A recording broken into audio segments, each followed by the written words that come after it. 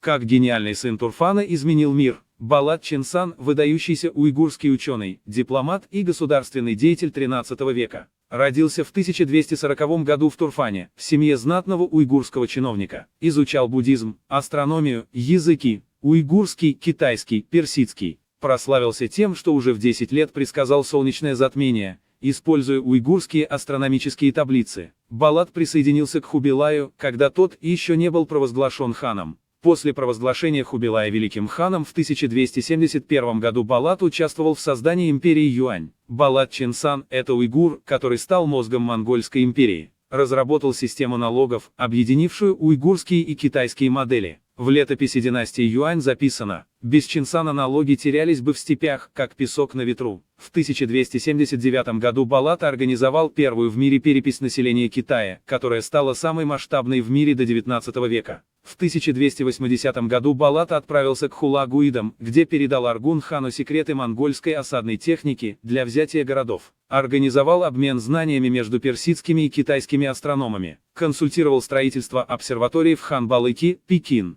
Создал Шоушенли, астрономический календарь, учитывающий прецессию земной оси, сдвига звездного неба за столетия. Чтобы определить точную длину года, Болат сравнил даты зимних солнцестояний за 900 лет с 462 года до 1280 года. Календарь Шоушенли – астрономический шедевр, который опередил время. Это был синтез знаний 3 континентов, созданный под руководством уйгура Болата Чинсана. В команде Болата работали 27 астрономов – уйгуры, китайцы, персы и арабы. Шоушенли стал революцией XIII века и использовался 400 лет, с 1281 года по 1644 год, дольше, чем любой другой календарь в истории Китая. Календарь Шоушенли попал в Европу через купцов, что привело в 1582 году к реформе Григорианского календаря. Календарь стал основой для всех последующих систем. Шоушенли предсказывал затмение с погрешностью менее часа. Календарь Болата предсказывал затмение точнее, чем европейские аналоги. Но как? Секрет в уйгурских звездных картах. Это точность, недоступная Европе. Европейский юлианский календарь XIII века считал год с отставанием на 1 день за 128 лет. Методы расчета орбит уйгурского астронома Болата Чинсана повлияли на Коперника, который только через 300 лет смог изучать звездное небо. В своем календаре Болат объединил знания Китая, Персии и Европы за столетия до великих географических открытий, и он использовался до 17 века.